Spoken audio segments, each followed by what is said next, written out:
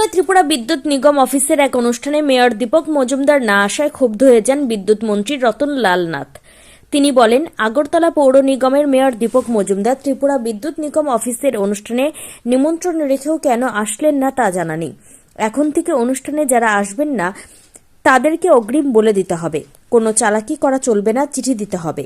মন্ত্রী রতন লাল নাথের আজ কলকাতা যাওয়ার কথা ছিল, কিন্তু অনুষ্ঠানের জন্য তিনি যাননি। এখন থেকে মন্ত্রী হোক, অফিসার হোক, যে কোনো উচ্চ পদস্থ আধিকারিকরা হোক না কেন, অনুষ্ঠানে আসার নিমন্ত্রণ রেখে অনুষ্ঠানে না আসলে চিঠি লিখে দুঃখিত বলতে হবে। ত্রিপুরা থেকে বিক্রম কর্মকারের রিপোর্ট, ক্রাইম প্রেস বেঙ্গল। আমাদের দীপক বাবু আসার কথা ছিল, মেয়র সাহেব। এখন থেকে কিন্তু যারা আসবে না কনফার্ম নেবেন, ডোন্ট টেক আদারওয়াইজ।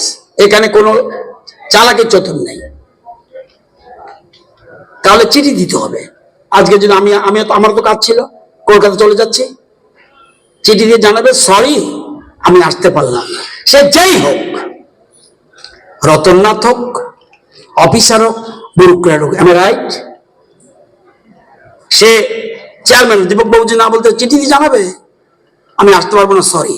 আমার আশা কর্মীদের জন্য শুভেচ্ছা রইল।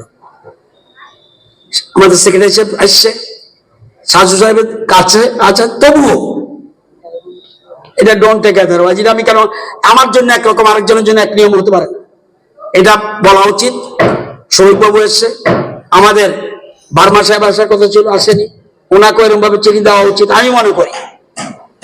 এই মেসেজটা আমি তো অন্যের কাছে বলতে পারবো না, যারা একটু ইয়েতে আছে সেক্রেটারি সাহেবকে বলবো, তারা যেন এখন থেকে আমাদের তারা কনফার্মেশন আনবে। দেখবেন সিএম এর কাছে যখন চিঠি দেবেন আপনি, উনি টাইম দেবে না দেবে উনি ঠিক করে দেয় ওনার সুবিধা মতে। তাহলে আপনি তো কনসেন্ট দিয়েছেন, কনসেন্ট দিলে থাকবেন না কেন?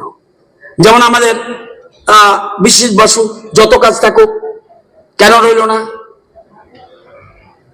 এগুলি চলে না।